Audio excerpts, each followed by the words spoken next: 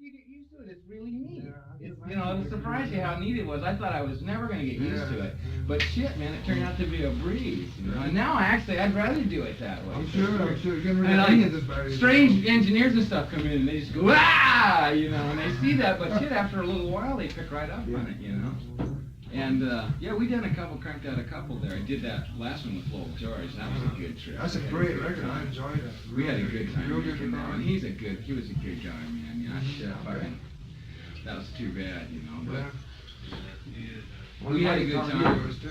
Yeah.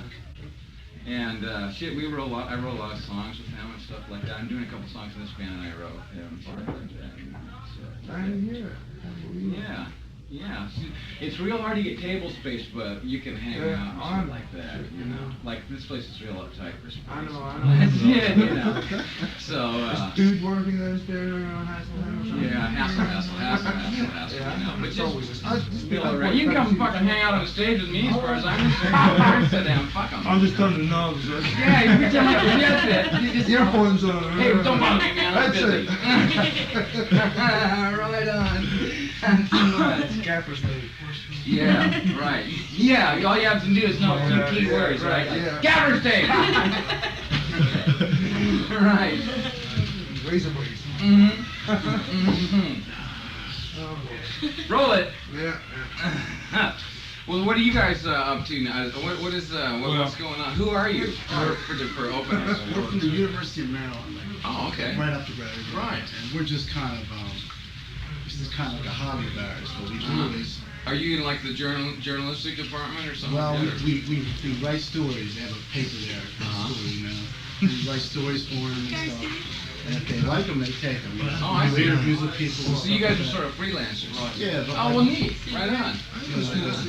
We like to give them a little bit of a sound of the kind of music that we like to listen to. Crazy. Everybody's into the new wave over there, you know, the college kids and everything. Yeah. We present to them. We've been following the Dead around for a while.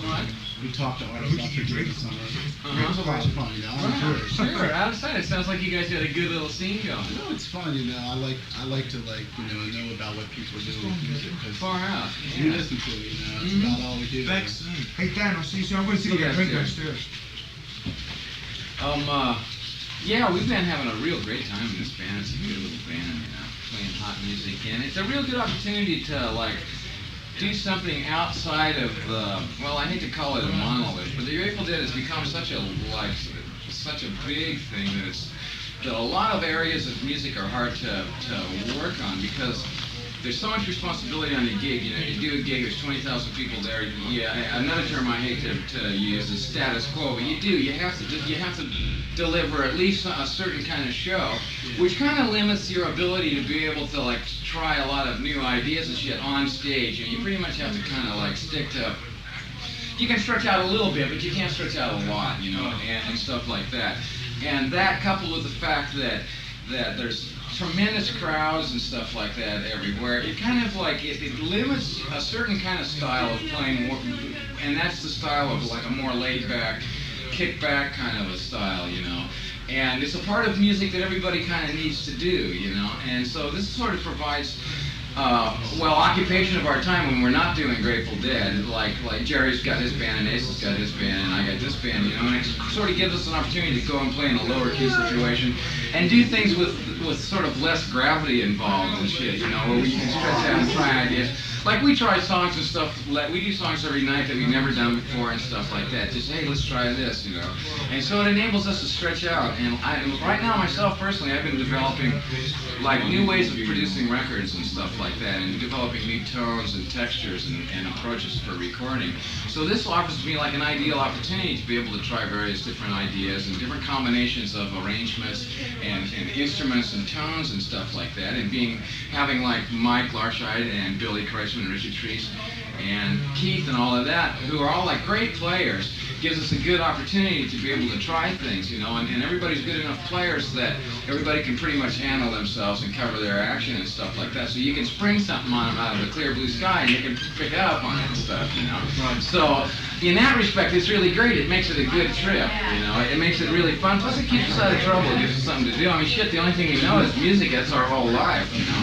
And if we're not doing it in the Grateful Dead, we're home sitting on our hands, you know, and fuck, that's no good. So we finally got here a few years ago, like we all just said, fuck it, let's do our own trip, you know, and that's when Jerry started doing his thing, and Weird did his band, and we started doing this. I've been playing with Healy-Treece for like about, oh shit, over 15 years. We were like in high school when we started playing together. And then, right about that same time, I also met the Grateful Dead, like about 1965. And I was at that time working in a recording studio in San Francisco. In those days, it was a 3-track studio, but in those days, that was like the biggest trip going, you know. And so I lived on a houseboat in Sausalito, and my next door neighbor was John Cipollina, who's the lead guitar player from Quicksilver Messages. Your next door neighbor? Yeah, and also my buddy, we went to high school together. And so what happened was, the Grateful Dead and the Quicksilver were playing at the old Fillmore one night. This is even before Bill Graham had it or any of that thing. That's when it was just a multi-purpose room, and anybody could go and rent it for $200 a night. So what we used to do is like we charged $2 at the door until we got our $200 and let everybody else in free, and we just had the place, you know. Eventually, after this went on for about a year, the Fillmore Corporation called us all. There was like, by then there was maybe a half a dozen of us that would go and get this place on various weekends. Bill Graham at that time was like the manager of the Meme Troupe.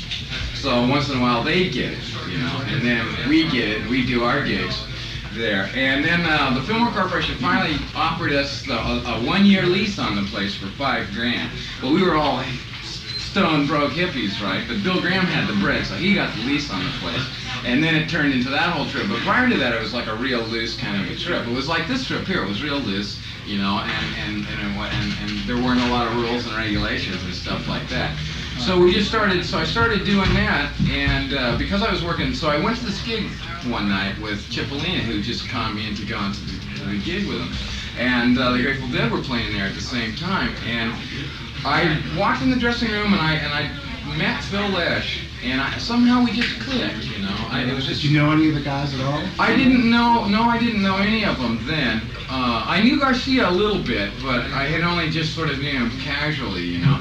And then I met all these guys this night, and it's just somehow chemically we clicked, you know. And so I started hanging out with them, and because I lived in this recording studio, the Grateful Dead had never recorded before. So what we used to do is we used to sneak in the studio at night. I'd wait like till after the owners split and everything, you know, and I'd pretend like I split. I had a key to the place, right? And then we'd wait till after dark, and then we'd like sneak back in the studio, sneak all the equipment in and set it up and record, you know. And so that's how my career with the Grateful Dead got started. And then like that, then finally we got a record contract, and then it got to be regular business and all that. So then we got into bigger studios and more equipment and stuff like that, and started making records. And at the same time, I was playing with Healy-Treece in a band called The Bicycle out in San Francisco. And we did that band for a while. We made a record and did a bunch of stuff like that. But by then, like I was doing a lot of engineering and producing. By then, I was doing the Grateful Dead, and I was doing Quicksilver, and I was doing the Charlatans, and I was doing Doug's song. And so I just kept doing that, and one thing led to another. You know, I got farther and farther into producing records and stuff like that.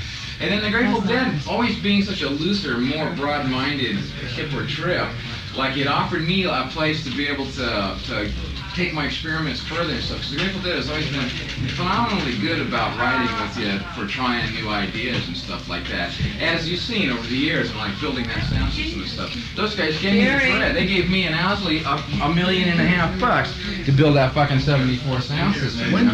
Now every one of those guys could have easily just taken their bread and bought Cadillacs and houses and ranches and all of that shit. But no, man, they gave us the bread and let us go ahead and stretch out. Do you remember? Pardon me? When was the first time you used the system? Do you remember? Use what? That John system you used in 74. We unveiled it. Well, it came in stages. Music hall? Is that? No, that was within the first year we used it.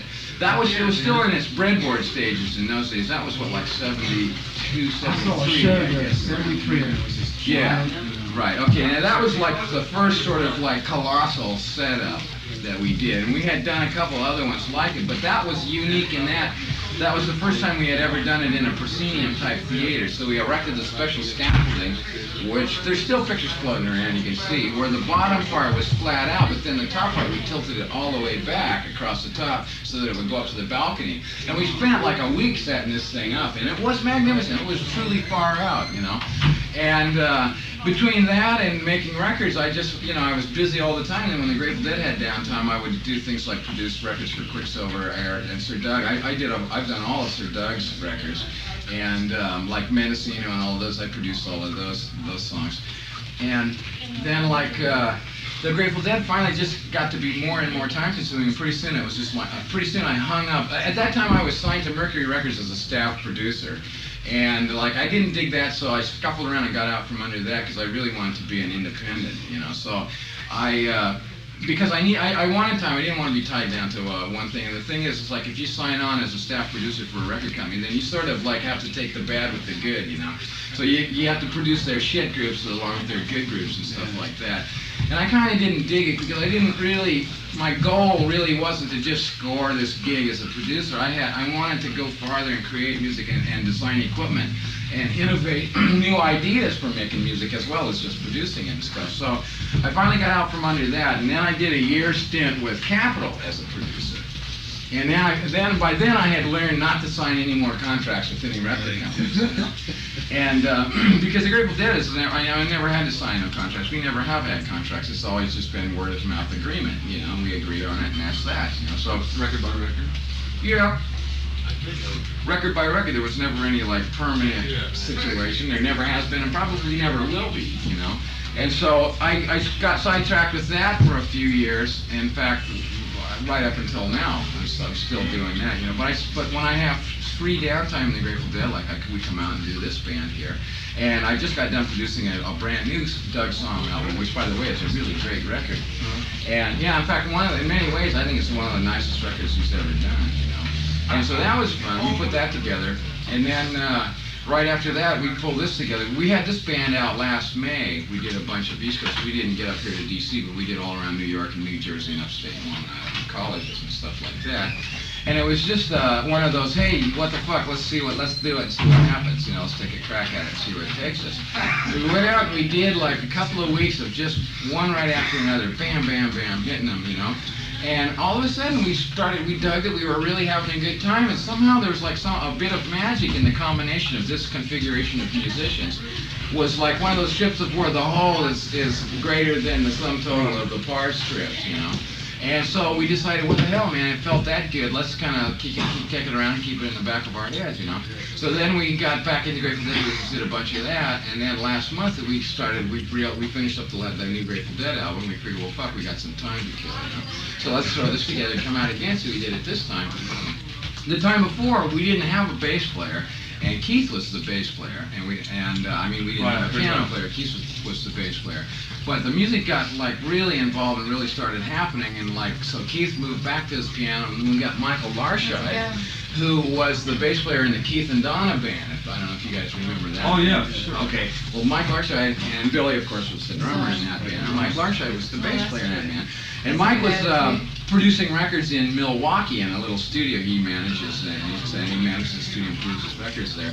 So we called him up. You know, Billy and I had, and actually it was a funny way it happened. We actually really didn't call him. We were gonna call him. The last we heard, he was playing with a guy named Curly Cook, who is a great guitar player from Texas, one of the Texas bunch. He hung out and the whole set of Texas musicians. And they were up in Seattle, Washington, playing this little duo trip. And so that was the last we had heard of Larscheid, and Kreisman and I were doing the Uptown Theater in the Grateful Dead here the last time we played here a few months ago. We were in Chicago, right? And so me and Billy were sitting in the room, and it was like getting towards the last few days of the tour, you know, we were talking about the Healy-Treece tour, making plans and stuff like that. And so we were thinking, well, shit, how the fuck are we going to get a hold of Larscheid? You know, so we knew we wanted to put Keith on the piano and get a bass player, because the group was rapidly expanding, and we wanted to keep up with the musical ideas and stuff that we were doing. So what we did was, we were talking about it, and we just began making plans for it, and we're sitting in Kreisman's hotel room in Chicago, and all of a sudden the fucking phone rings. And he picks it up, and it's Mike Larscheid, of all people, from out of a clear blue sky. The last we had heard, he was in Seattle. turns out that he had split up with Curly Cook and he was in Milwaukee. And the studio that he has in Milwaukee has another annex studio in Chicago. And he happened to be down there talking to somebody who mentioned that he had seen Garcia. And Larshad says, oh yeah, where are they? He said, oh, those guys are in town. They're staying over at the hotel, you know. So he calls us over there from out of nowhere, and we had just been sitting there saying, how are we going to get a hold of Larshad to play bass, right? And the phone rings, man, and here's this fucker's on the phone. So we figured, shit, man, this is too, you know, we can't pass this up. This is too deep, you know. Yeah, so that settled it right there, then and there. That fixed that, you know. So the rest is like, we just been putting it together, you know. Yeah, I enjoyed it last night. You know, it was a lot of fun. They're going to beat you in the papers. Pardon me? They beat you in the papers. I hope you don't even read that shit. Why? What did they say? Who did what? They were real tough. What did they say? They just, you know, they put it down, you know, and I don't know why. Was it that chick, Brian? Yeah, Leah, something, I think. She came up here last night and interviewed me, and you know. No, it was a guy. Okay, some chick was here interviewing me. I thought it was supposed, but maybe it was something else. Well, I mean, I see weird things happen, like things that are completely out of your control. Like, for instance, some guy like that might be down on the street down there. For some reason, somebody neglects to let him in or something, so he gets an attitude and writes some shitty review or something. I mean, I don't know what the fuck. Well, we were there. We had it's really hard to tell. I know what happened. I know we played good last night. I know it was great, you know. It was. So I don't know what the fuck, you know. I mean, if some people have some preconceived notion, particularly critics, and they sort of have this weird attitude of Nice to meet you. Nice to see you again. Take it easy. Nice to meet you. Bye. Taking off? I'm gonna bring my luggage up here. Okay, it's in your car. You think Okay. it's all right? Sure. Should be okay. So I mean, you know, it's hard to fucking say why people have attitudes or what they expect. Critics sometimes think they have to criticize. You know, I mean, it's like, it's an older school of journalism that's just narrow-minded in that respect, you know. It's like, and who knows why they got it. I mean, I don't know. Maybe he didn't get a complimentary seat or something. I mean, Jesus Christ, you know, maybe his old lady didn't fuck him that day. Or, you know, how do you know what makes some guy get bent about whatever, you know? I mean, certainly we didn't do anything weird. We played good last night, you know? I mean, I don't see how you can put that down. I mean, it was only what it was. That's how they are in this area. Yeah, well, I mean, I don't really give a shit. Yeah, that's what I was just telling you. You should read the paper, not to get it, because this guy, it's typical for this guy to cut everybody Does he down. cut everybody? Yeah, right? yeah. He's like really hard you know, but it's a shame. I think he's an opera freak, you know. I think everything else doesn't matter. Well, yeah, well, I mean, the thing is the guy is stupid because he shouldn't come and do this. Exactly. If he hates it that much, then why doesn't he assign it to somebody else? I mean, you know. I mean, it sounds to me like there's a guy who don't enjoy his work, you know. Yeah, Quake is probably like, you know, covering Cellar Door events, you know, like, it's classic. Yeah, well, I don't know what the fuck he expected, you know. It's so hard to tell about those things. You know, shit, there's nights when I think that it's just puke shit awful, man. And I read the paper the next day and it's, God, these guys lay golden eggs, you know. So how do you know? It's so subjective. I know, it's totally subjective. It's totally subjective. I mean, shit, there's no legitimate way of ever knowing. Hey, Gary Garland is the biggest asshole in the world. Who's that? The guy that wrote the review. What's his name? Harry Summerall. Gary Summerall? Oh, no. Yeah, I don't know. Did he come and interview us or anything, or did he just? I don't know anything about the He guy probably except just saw you we were show the us. biggest local band here in DC for years, and he hated our band. And every time he reviewed us, Well, Gary Summerall, right. Awesome Mountain Boys. Yeah? And Harry yeah. Summerall. Yeah, some of those guys just have a sick attitude like that, you know. It's, fuck, what can you say? I mean, shit, he ought to go interview review the going on right album. now? Fuck, jump on in, Billy, shit. Well, I just want to talk with a friend of mine, so this ain't. Oh, okay. Oh, I see. I will be glad to in a second. I just want to take care of some business. So what's it feel like, you know, playing the guitar instead of doing music, you know? Well, it's largely the same. It's largely the same. I mean, Do you play all the time? oh yeah, I've been playing since I was 14, 15 years old. You know, it's largely the same. You sort of have to do both to do one, you know. I mean, like, here's what happened is, like, when I started learning how to mix and produce records and stuff like that, I got, like, past all of the sort of the academia part of it, you know, and I learned what everything did and what it was all about and everything. But I really didn't know enough about music per se to like, be able to really do what I felt was bridging the gap between taking a musical idea and actually being able to realize it on tape, or when you play it back, you can say, yeah, that's what I meant, you know. And so at that point, along about 1967, 68, like I spent 2 years and I just stopped recording. I didn't even go in a studio. And me and Healy-Treece just went out and hit the road, you know. And we just fucking played 7 days a week, played our ass, played, you know. And then like I would do a lot of things. Like I played in the New Riders for a while. I was in that band, yeah, for a while. And I played in little bands with Garcia and shit off and on over the years and things like that. And mostly I went on the trip of like getting my music, studying music and getting that part of it together. You know, it's only been really, as far as I'm concerned, the last 4 or 5 years that I can really say that I feel like I know what I'm doing in the studio as far as being able to realize an idea, you know. I mean, it takes a lot to be able to have to conceive of an idea and then be able to actually put it into music, then get people to play it, then get to record it, get it on the tape and mix it down and have it even be somewhere even near what you thought you were gonna, you know. And I mean, man, I started out from like shit miles away from it, you know. But by keeping at it and just doing it and doing it and doing it, I began to learn, picking up the tricks of this and that, and paying attention to other people. I watched a lot of musicians that I like and studied what their styles were. When you made Steal Your Face, yeah, somebody told me that it was made on what deck was that? KD2. Steal Your Face was done on a Nagra. It was? Yeah. Did you ever read Relics? They had a picture. They do sometimes. I do sometimes. They interview me sometimes, and so I do. They had a picture of it was this machine, and they said that Steal Your Face was recorded on it, and they had First of all, you guys got to dig that the majority of all of that shit is bullshit. That's what I thought. I thought it was just. I mean, why would I do that? Why would I do that? I mean, I have like the world's set of equipment at my disposal. Why would I record it on that? That's why it's good we talked to you. Now we know. Yeah, I mean, it's bullshit. You know, that's bullshit. You know. We don't know. You know. I can't believe. Yeah, I mean, sure. Well, I mean, it could be true. Maybe I did. You know, but no. Actually, it turns out no. You know, it was recorded on a Nagra.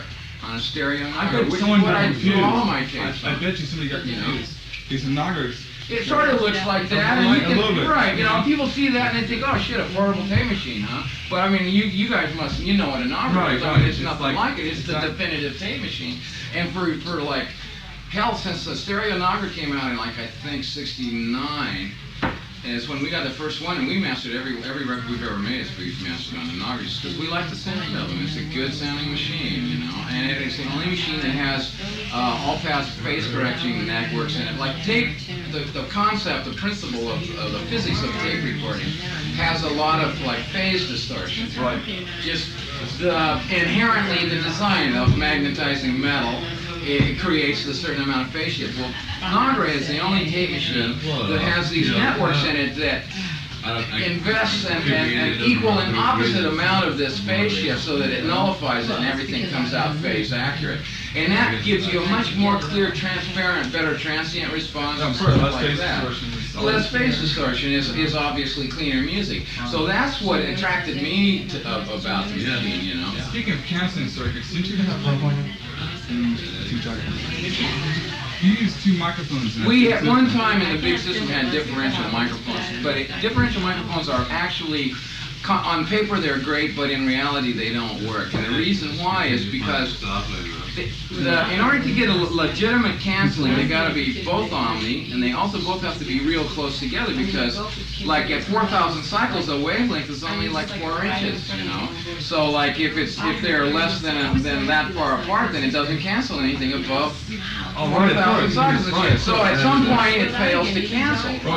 So, but the thing is if you get them too close together, then you can't sing because when you sing, you got to sing into one of them only. Well, we had them about that far apart. We had them where they canceled up to about 4,000 cycles. They were B&K laboratory instrument microphones.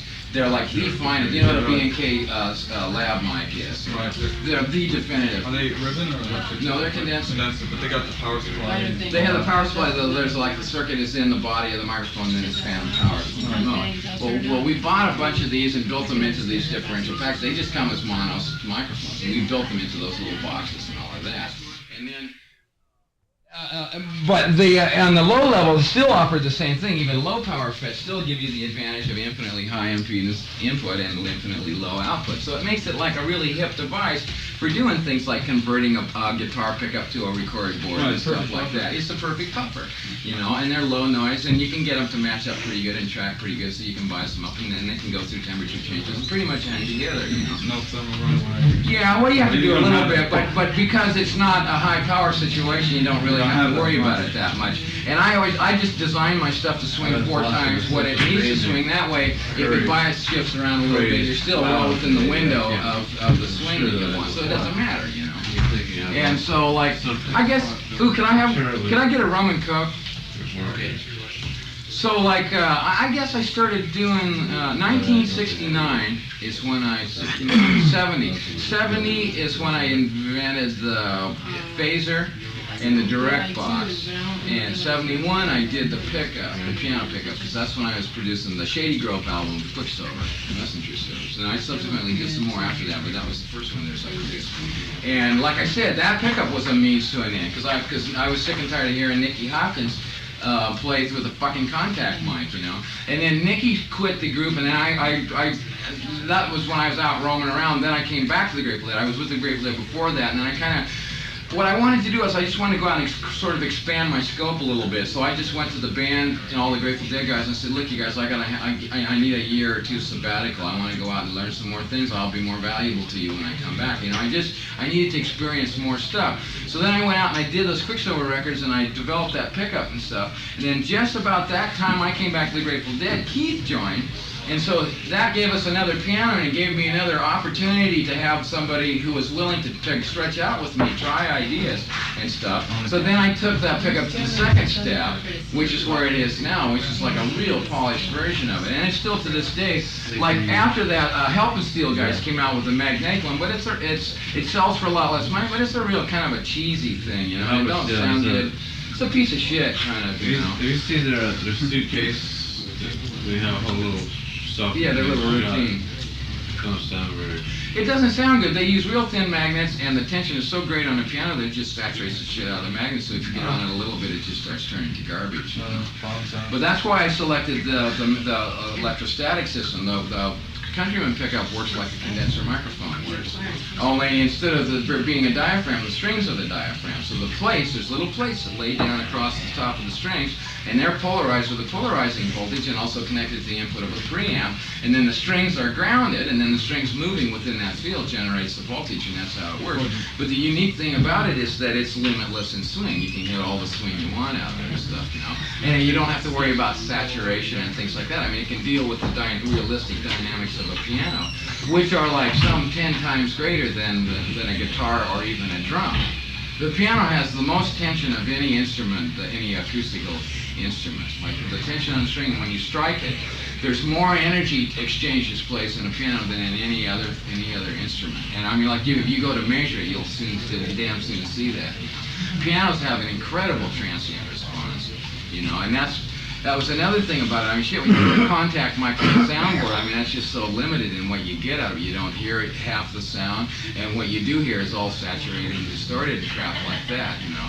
So there just had to be. So I was like fucking somewhere on the road one night, you know, and I just woke up out of sleep, and I was like, my God, that's how to do it, you know, and I flashed on trying this capacitor system.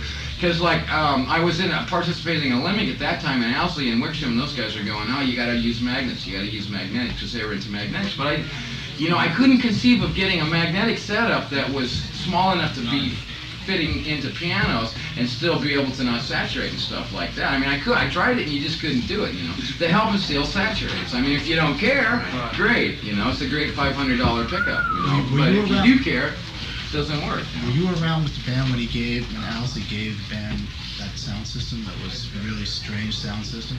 It never kind of worked. Well, that was actually, no. Did he know what he was doing, or what? I don't know. Yeah, I'm sure he did. I'm sure he had some idea in mind. I mean, Owsley's a very brilliant guy, you know. He had, you have to remember, in those days, there really wasn't very much stuff to choose from. I mean, like a 40-watt amplifier in those days was considered a killer amplifier, you know. I mean, shit, we joke about shit like that now, but that was considered a real significant amplifier in those days. So there really wasn't a lot to choose from, and speakers likewise. So the Bear had all this Altec stuff hooked up for the band. But Owsley's concept was this trip of like everybody playing through one amplifier, that kind of trip. But in reality, it's like the differential microphones, and you got to do it. It's really not that good of an idea. It doesn't work. There are too many things that come into play that you don't initially flash on, but that are actually, for one of the things, is intermodulation distortion is a big problem, needless to say. So I think that the main reason why that idea didn't work for the Bear was the concept of trying to mix everything all together into one system, you know. It seemed like it wanted to, thanks. We got point raised the day that Bear disconnected half of the differential microphone in front of the entire PA. You know, when it was stacked up. There. I probably would.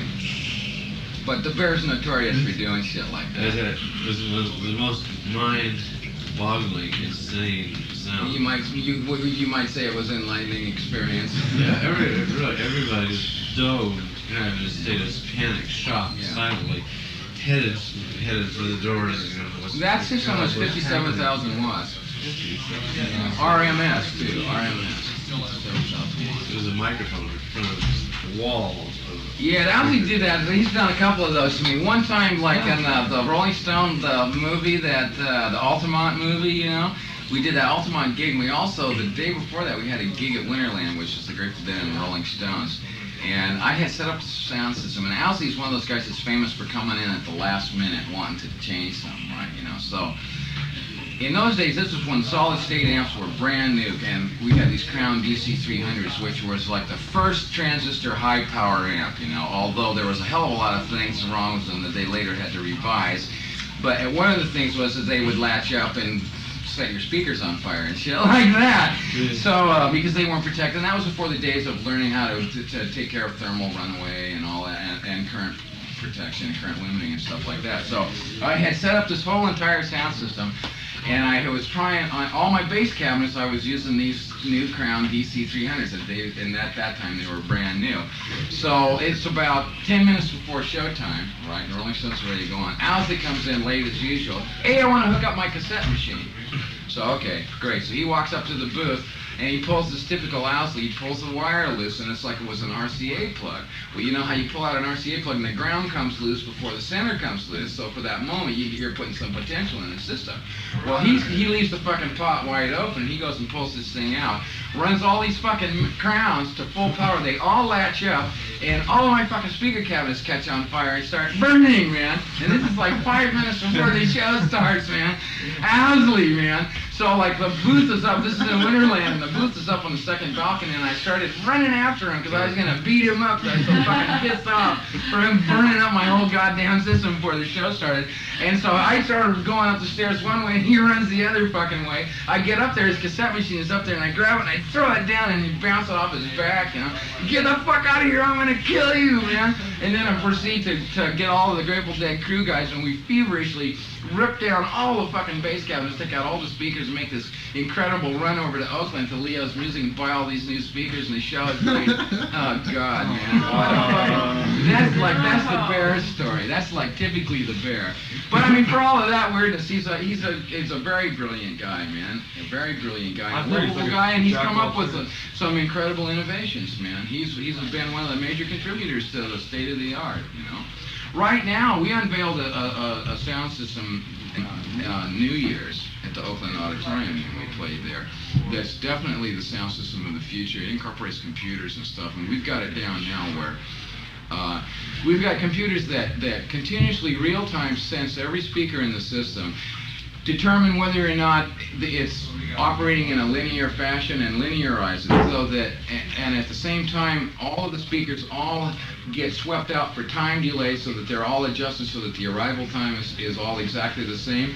The frequency response is all automatic, so now we've got it down so where you just set up the sound system, you hit the enable button, it completely time aligns all the system, then it equalizes it all, and then it completely goes through and phase evens it all out. you know, all completely automatic. Just stand back And it sounds like nothing you ever heard before. I mean, for one thing, it's one of the big problems you run into is when you stack up a sound system, just because of the physical limitation of different speakers, the bass speakers and the high frequency speakers and stuff aren't exactly the same physically. So in order to stack them up in a stack, you'll have some speakers will be farther forward than other ones. What that gives you is that gives you different arrival times because sound travels reasonably slow. And if you got two speakers there, one is a foot closer than the other one, then the sound's going to get you from one of them before the other one. Then the net result is that you're going to hear two things. Right. Well, now if you take and blow that up times 500 speakers in a sound system, you get one hell of a wad of echo.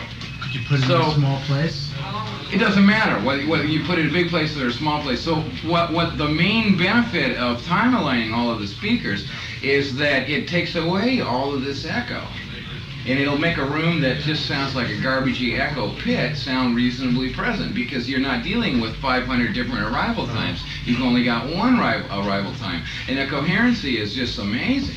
You know, and if you take that coupled with this, the other facet of the system, which is a series of what's called all-pass networks, which is a type of tone network. The difference between all-pass networks and high and low and band-pass networks is an all-pass network alters the phase but doesn't alter the amplitude. Whereas like a high-pass filter or low-pass filter, like a tone control, alters the amplitude of the highs or the lows or the mids. An all-pass network only alters the phase of it, but it doesn't alter the amplitude. So that doesn't sound any different, but it will delay it or advance it and stuff like that. So by having a considerable series of these all-pass networks linked up to the computer, then what it does is you put sample mics out in the room, and it puts bursts of sounds out through each one of the speakers, and it measures the time, and it advances or delays each speaker accordingly, to where when it's finished, that you get one uniform coherent wavefront. And I mean the difference is just night and day. It's not like anything you've ever heard before. Right, that's all. I mean, it's gonna make all sound systems obsolete. I mean, it's so incredibly different than Especially anything in you've concert ever. hall where it's so problems. Oh, it's the answer, man. And the other thing it does is that it gives you a lot more efficiency because you don't have to because we're getting 50 to 60 more percent efficiency out of the same amount of stuff. So instead of having 2 truckloads of stuff to do Madison Square Garden, you only need 1 truckload. Cancellation. Which is really important these day and age with fucking gas and transportation and labor and stuff like that just skyrocketing to the point of where people can't even function anymore. I mean, every little savings like that. I mean, cutting off an hour a day in the Grateful Dead setup means $50,000 at the end of the tour. You know, in union costs and stuff like that. So like all of that shit is real important right now, you know. So this is a crucial time for developments like that to come about, you know. So that's like what's going on right now, and that's like the real state of the art. But it's so new that there's really only like that our prototype breadboard system. But we used it New Year's, and it was incredibly more successful even than we thought. I mean, it was like nothing you ever heard before. I mean, shit, you could sit in the back of the auditorium and it's just like you're sitting in your living room in front of a bitchin' pair of speakers. I mean, it fucking blew my mind. I couldn't believe it. I mean, I could mix things. I could get into levels of mixing that I've only dreamt about in the past. I mean, you know, levels of fine hit. Yeah. You know, like layers of things that I've always wanted to be able to do in during concerts and stuff that I can now do. I mean, man, I can make like 1 dB changes in tone and things and hear it. Wow. You know, where it used to be like typically in a system you can make a 5 or 6 dB change in something and not even fucking know the difference in all the din of the echo. You know. So I mean, man, that's the magnitude of how different this new idea is. Okay, Smig. So this is the system now. So that's going to be the trip, yeah. So the next thing right now is what we're doing is we're going to try and license some people to build it for us. The Grateful Dead, it's not practical for us to own our own sound system anymore. In '74 when we built that big system, it was really great, but it pretty much ate us alive. Prices and all of that, and like it got to not be fun anymore. I mean, the Grateful Dead wasn't fun for us anymore. We were working so hard at it. You guys were always we just got burnt out, you know. So we decided we didn't really break up. We just said, look it, man, for the time being, let's just shelve everything and think about this for a while, you know. First of all, let's just all take 6 months and go cool out, you know. And what we never really did not hang out together or break up. I mean, and actually all during that time, what we did is we made the Grateful Dead movie. Is what we were doing during that time. So we were, right? Yeah, 76. Yeah. And so like we were actually active. We just didn't go out and tour. And then like after about a year or so, we finally all got so fucking horny to play. We decided, shit, man, let's go back at it again. But this time we did it in a much lower profile, and we decided that it's not feasible in this day and age, with the economy being what it is, for us to try and also own our own sound system. In other words, we'll be doing good to just play our music, show up, and keep that together, you know. So, and let the people that are in the business full time of sound systems do the sound system, you know. So, like, I've been using, like, well, west of the Rockies, I have been using Northwest Sound, but now I'm using our own new little trip. And east of the Rockies, I use the Clare Brothers, who have built me a special portion of their system to sort of the Grateful Dead standards and stuff like that. But this new system's even going to make that. I mean, the Clare Brothers is probably the finest PA going today. Right. As far as a rental PA, it's head and shoulders above anybody else on all levels. But this new trip that we got going is even going to make that obsolete. In fact, the Clare Brothers are already like wondering about it, because anybody that knows anything about sound, when you see and hear that, you know right away that that's where it's at. You know, I mean, there's no way around it. You cannot. It's an undeniable. You know, I mean, it's so blatantly cool that you just fucking can't deny it. You know? Makes it worth it. After you hear that, you don't even want to listen to anything else. I mean, it makes everything else sound like shit, you know. Yeah. So like, I'm just into wanting to see that get on. You know, that's what sort of like what I've been doing in the Grateful Dead. And the other thing is that the Grateful Dead has never really, in my opinion, done a really killer live album.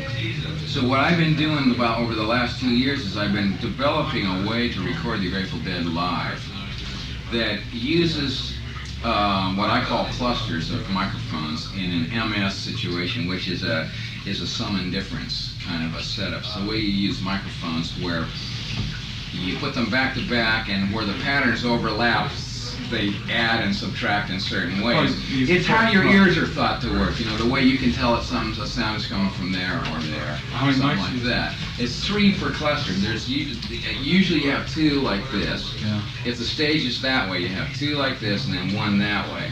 All right, then by processing it through a summing network, a summing and differentiating network, it separates it out. So when you hear it back, like you can.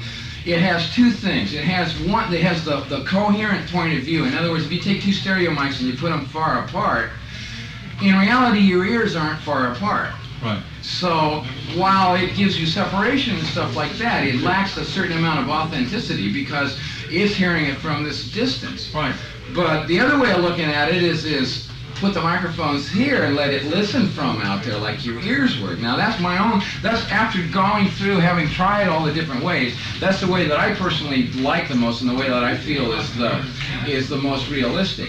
So I developed this MS system. I mean, it's not a new invention. I mean, Christ, it was in like the first, I read about it in a journal that was like published in 1941. Right, I think you just use transformers then. Yeah, you use a transformer trip, you know. And it's but like you wouldn't use it now because it's a transformer. Well, I use a solid state equivalent version, you know. But it was that was the trip. You use the transformer with the multiple winders. You do some different strip. I'm sure you've seen schematics of it and stuff like that. So what I do is I take that and then I hang clusters, like one near the stage and one farther out, 20 or 30 feet more out, and then one 20, 30, 40 feet farther out. Then I take, and then I also mic the band.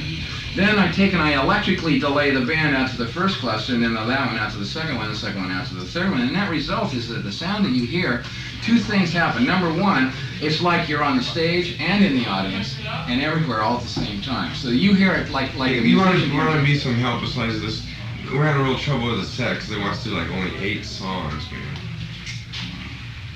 8 songs. Would you come on and help me? Because I can't get into the goddamn thing when it's just that short. Why is their attitude that way? It's the club owner somehow, so Gary's telling me. Okay.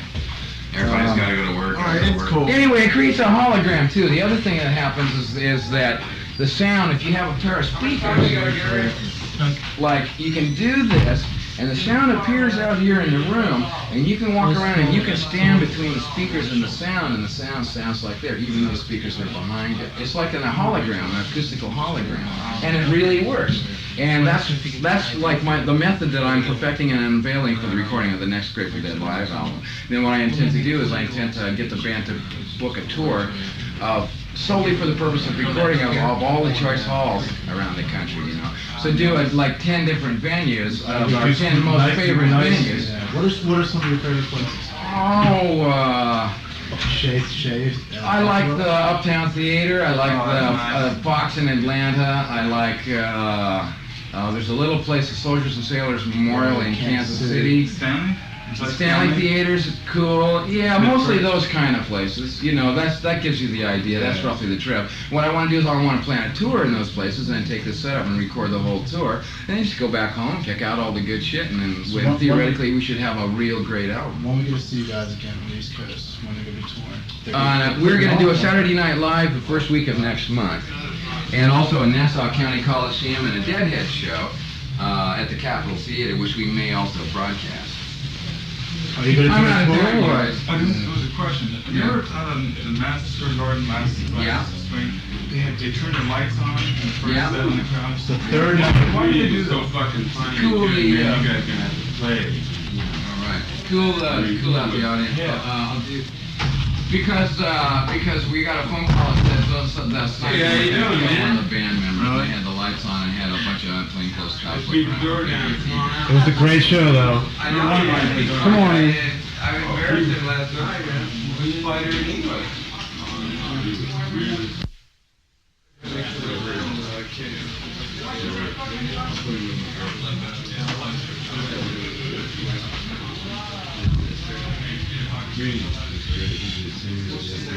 Did you really? Did Grateful Dead?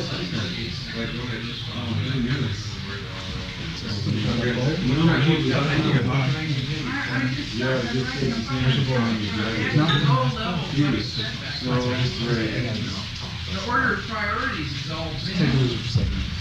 Do you have I don't want to do that work. No, it's in the car. Yeah, do you fellas learn anything from that? He did. I'll tell you. I didn't understand it. That man knows his shit. Really, I had a fine time. Oh, it wasn't last night terrific. Last night was one of my most favorite gigs. I mean, the sound was perfect, the band wasn't too loud, the people were most of the time you were sorry that things seemed to do. Can we get a soundtrack? Bang is too loud. Always. We've done our real long sound systems are, real big. And because you know, you can't hear. And half the clubs we play, I can't hear a thing. Oh, I can't hear nothing. Like that all the time. You were wailing last night, though. Yeah, well, but that's because I can hear what I'm doing. When I hear what I'm doing, it's great. I can wail on. I can sing forever when I hear what I'm doing. If I don't hear what I'm doing, it's too difficult. And it's Diane. Mestrovich. How did you meet up with them? I've been playing in the Bay Area since I was. That'll trick them. That'll froth them nuts, man. They all live on the side of the bay. You see, I come from Oakland, which is on the west side. I did too, but what happened is me and Richard had to get in. But it's okay. Yeah, I grew up over there, so I kind of like it. So do you play year-round now? Do you sing year-round? Yeah. There's all these Blues, jazz band. That's the thing, all right. I mean, we can Do you ever come to we all know East we're Yeah, Coast? this is the last May I came out with these guys, and I did this song. The band's great. They can get more originals together because they've got them all sitting, and they're all wonderful. Billy's great, Dan's great, Richard's great. Hi,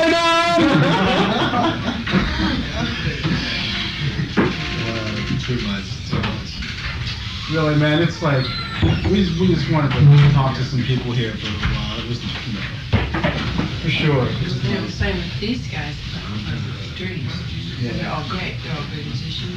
Bill, actually, They're I all mentioned once fun. before. So are you what are you gonna do for Well, I'm going to Memphis. I'm going to Memphis. Hey, Memphis and New Orleans for before the stage show. I know some, a friend of mine knows some groups, and I'll be sitting and jamming with him. cooking right Like, now. it's hard to remember, man. Then I'll go back Give to me a lot of people California and in this hopefully deal. keep this thing going. And if we keep this thing going, then I'll stick with these guys. I do, and then you're just great. You're just great.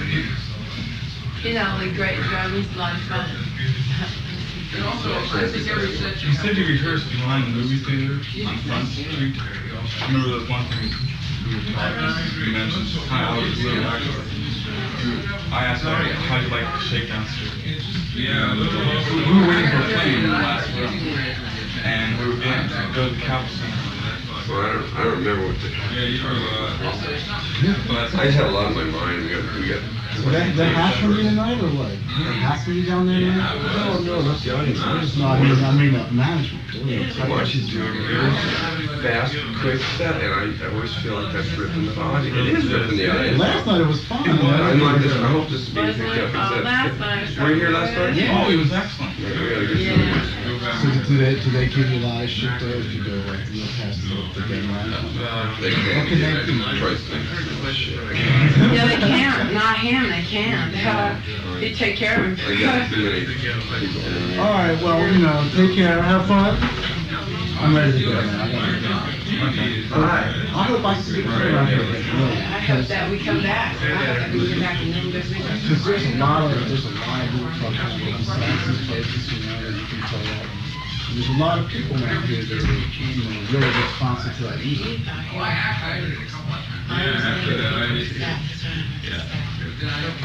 Hey, you guys, nobody knows me out here. Right. And But I'm it's good. shocked You guys because have nobody a non knows million me. And I feel strange talking to people that don't never heard any of my records. My tapes, nothing of mine. So I feel like I'm being judged because I'm with guys that are already well, and they know this, and they don't know me. So it's quiet, because I feel embarrassed. People go up and say, hey, Donna, how you doing? Hey, Jack, how you doing? Yeah. Why not? I'm fine. I mean, and it's embarrassing. I get paranoid, I feel like, they're really putting me on our level. After a while, you don't worry about it. You just warm up to it. Because they probably make it feel good. Oh, they do. Guys do. It's just that I'm scared the audience is going to go. It's just if you enjoy yourself, if you enjoy yourself, if you really enjoy yourself, they're going to enjoy yourself. Yeah, Because that's that's true. how I felt last night, like everybody. I came in, I went into this place and I never really heard of it. And I went in and I just, like, well, I don't know what to expect, It was good. I was really surprised. I'm sitting there and I, just boogieing in my seat, get up, go. But it was good. I'm glad you like Had a fun time. because these guys are great to play with. So you could try to make album or something? Well, I've got half an hour before me now. I've done lots of tapes and lots of things with different bands, but never with these guys. So I was doing with other people who are doing their own originals. It's hard to go. It's hard for a band. Yeah. Oh, yeah. I've been in every studio in California, Southern California, off and on, to bring everything. But those bands, the bands I've been with, don't have permissions. They don't have to. Hey, Rob, let's go. They got to push their own tapes. These friends, we have these friends. Just like that. Nobody well known is willing to take it on hand. Hey, that's 70%. These guys, my friends, they play such nice music. That's right, especially when you're running town. They play in the area 6 nights a week. I don't know how you do it. I don't either. That's really rough. I understand that because I do that with other unknown bands. How do you save your voice? You don't. You You don't. sing from the Right. diaphragm. If it's like, if it's not too loud, I can sing forever. If it's not too loud, I can sing forever. Especially Screaming. acoustic. Like if I do an acoustic, I can go on after hours. Tomorrow, next day, except I have a real strong voice. But if I'm doing loud music, rock, go down. Hey, I'm 2 days. Bye. Thanks a lot. It's nice to meet you. Come on. See you play around here again. Thank you. Bye. Good Have on a you. good show. Thank you. Really. Don't Thank you. Don't get too blued out. Yeah. Scream and yell at him a little Don't bit. forget to shut the door on your way out. Because Stop it. in order to get a legitimate canceling, they got to be both omni, and they also both have to be real close together because, like at 4,000 cycles, the wavelength is only like 4 inches, you know. So like if they're less than that far apart, then it doesn't cancel anything above 4,000 cycles. So at some point it fails to cancel. So, but the thing is if you get them too close together, then you can't sing because when you sing, you got to sing into one of them only. Well, we had them about that far apart. We had them where they canceled up to about 4,000 cycles. They were B&K laboratory instrument microphones. They're like the finest. You know what a B&K lab mic is? Right.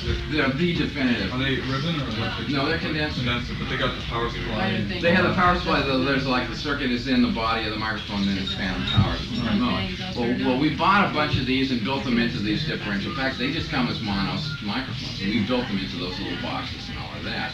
And then, but the problem with it is that in reality, when you're playing and singing, you can't stand perfectly still, and you can't address the microphone perfectly. I mean, there's a certain amount of movement, and the things were so accurate that if you move the least little bit, I mean, it would cancel your voice away.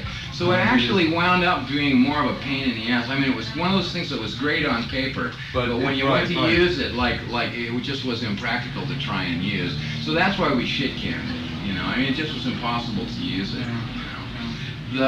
That's not what we did instead is like later on after that I designed a thing that I call a vocal gate, which sort of does the same thing and goes about it in a different way. Do you know what a keyfax is?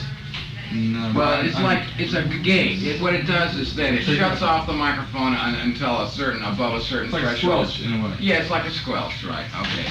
Only, unfortunately, you can't use that on the stage because a lot of times just the ambience from the guitars and stuff is as loud as your voice and it'll trigger it open. So what I did is I devised a system that's a proximity sensor. It's a little thing that you attach to the microphone. And it works similar to, you know, like elevator buttons that you touch that don't have any moving force. It's a capacitance system. Well, what this isn't exactly capacitance. This is an ultrasonic. Really? Yeah, ultrasonic transmitter and receiver. And it sends out a pulsed ultrasonic frequency, and it hits you and bounces back. And if it hits anything and bounces back within a certain distance, and you can set the distance, it turns on the microphone. So you step up to the microphone, and then I have the squelch circuit. I use an ADSR chip, which is an attack, decay, sustain, and release, which you find in synthesizers, which is an envelope generator. And I use that so that when you get up and it turns it on, you can regulate instead of it going bap on, you can make it gently turn on, and then when you walk away from it, it gently turns off. That's a great idea. And that turned out to be far and away more efficient because then you still had a regular microphone in terms of the response of that, but you also had the advantage of having it being off and not dumping a bunch of leakage ambience into the sound system when you're not using it. And because, I mean, you can manually switch them, but it's a pain in the ass because you have to be on top of that, and if you're paying attention to that, then you're not paying attention to the overall and distracts you from like when I mix, like I go on like philosophically, the trip I go on in the Grateful Dead is to try and create a situation whereby you can sit in the audience and it's like being in front of the world's coolest stereo. Right. Hearing everything. I feel And I go for that, and a great deal of the time I've actually managed to achieve it. It took me a lot of years, but it gets it. Congratulations on your sound system. And but in order to be able to do that, you really have to have your mind open to overall things, you know. So you can't be worrying about turning off and on someone's fucking microphone and stuff. So over the years I've created stuff like that just as a means to an end, you know. I mean, now a lot of people, like, I've given away the circuit, and a lot of people are using it and stuff like that, but for me it was a means to an end, you know, just because I wanted something. I didn't dig the ambient leakage of all the vocal mics being on all the time. It washed out the mix. It made it hard to get a good present sound. I didn't have the time or the desire to be fucking with turning them off and on all the time. So the only alternative I had, since the differential microphones weren't practical, was to devise this gate trip, you know. And it worked really great. In fact, we're using it right now in the Grateful Dead. You know, there's a bunch of other stuff like the Countryman piano pickup. I designed and built that when I was producing the Quicksilver Messenger service when Nicky Hopkins was playing with them. Prior to that, like, they'd wrap a fucking rag around the microphone and stuff it down the sound hole or put a prap or a contact mic on a piano. And I was out I produced Quicksilver, and after the record was done, the first one I did with them, there was this little promotional tour, so I agreed to go out and mix for them, just to kind of kick off their promotional tour.